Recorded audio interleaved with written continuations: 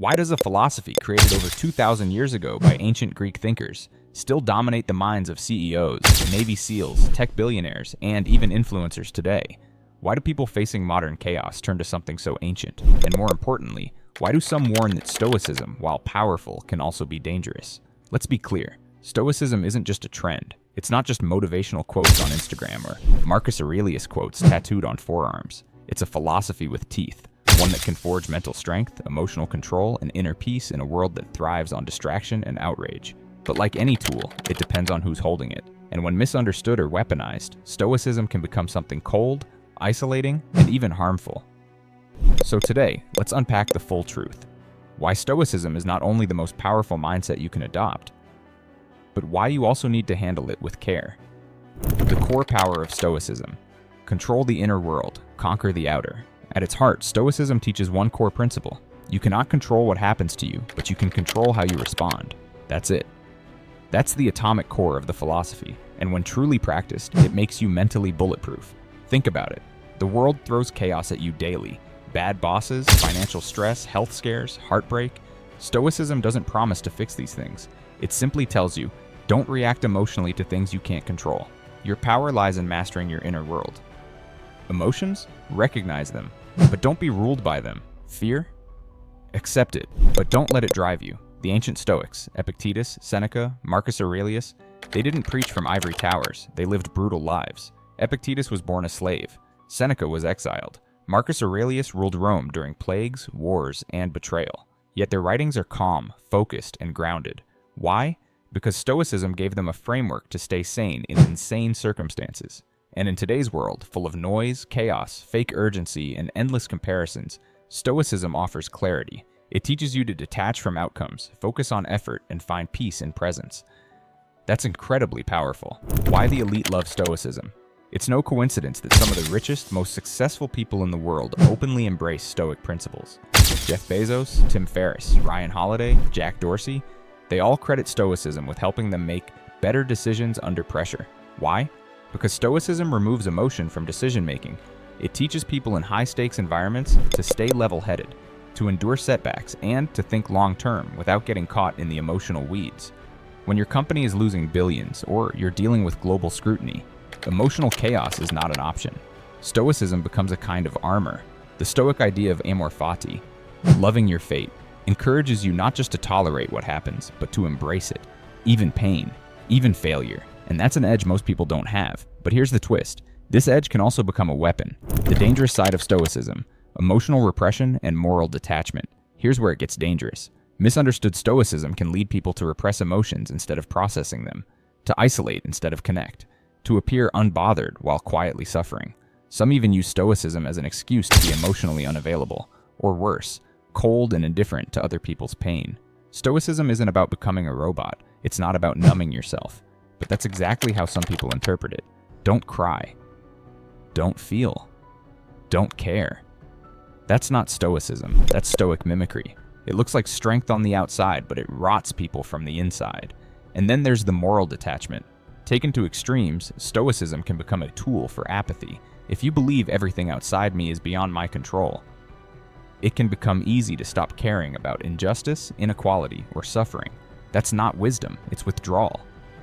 Stoicism was never meant to be selfish. In fact, Marcus Aurelius writes repeatedly about duty to others, about compassion, about the interconnectedness of humanity.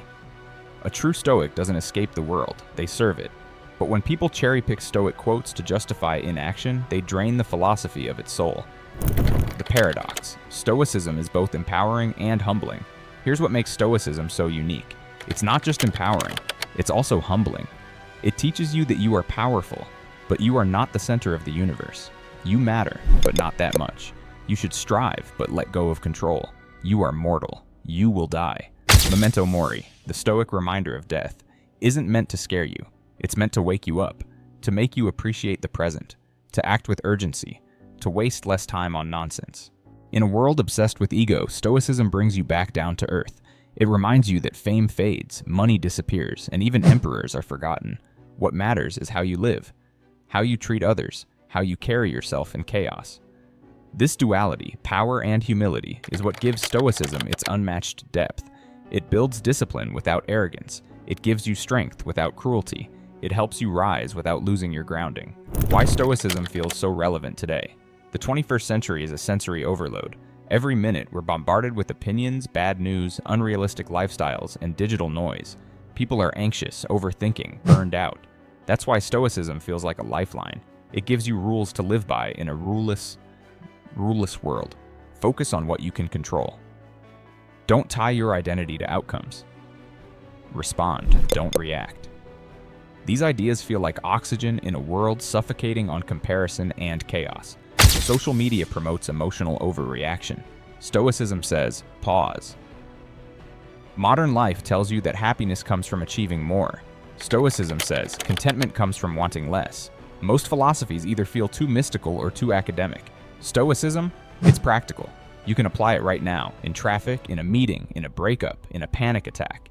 And that's why it's spreading, not just among scholars, but among soldiers, parents, students, entrepreneurs, artists.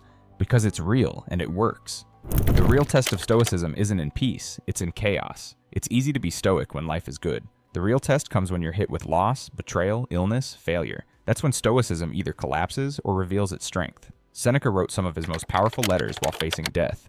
Marcus Aurelius journaled stoic thoughts while watching his empire crumble. These weren't men writing from comfort. They were holding on to reason while the world fell apart around them. And that's where the power lies. Not in appearing calm, but in choosing clarity over chaos. Not in avoiding emotions, but in managing them without losing yourself. Not in being untouchable, but in being unshakable. That kind of resilience doesn't come from motivation. It comes from philosophy, from practice, from daily repetition of stoic habits. Journaling, meditating on mortality, reframing failure, controlling impulses, embracing discomfort. It's not glamorous, but it builds mental muscle. The kind that survives collapse. How to practice Stoicism without losing your humanity. If you want to apply Stoicism in your own life, the key is balance. Don't use it to escape emotion. Use it to understand it. Don't use it to detach from people. Use it to show up for them more fully. Remember, Stoicism is about virtue, about living with courage, justice, wisdom, and temperance. Here are a few simple practices. The dichotomy of control. Every day ask yourself, what's in my control today? Focus there. Let go of the rest. Negative visualization. Imagine losing what you love, not to become depressed, but to increase your gratitude. Memento mori. Remember you will die, not to fear it, but to live with urgency and purpose. Journaling. Reflect each day. What triggered you? What did you learn? How did you respond? Discomfort training. Intentionally do hard things. Cold showers, fasting, difficult conversations. They make you stronger. Most importantly, don't treat Stoicism as a mask. Let it shape you from within, not just your image. Use it to become more you, not less human. If this video gave you a new perspective on Stoicism, drop a comment below. Have you tried it? Are you practicing it? Or have you seen it misused? Let's talk about it. Smash the like button if you believe inner strength beats outer chaos. And don't forget to subscribe for more content on timeless wisdom that still matters in today's noisy world. Until next time, stay grounded, stay thoughtful, and remember, you have more control than you think.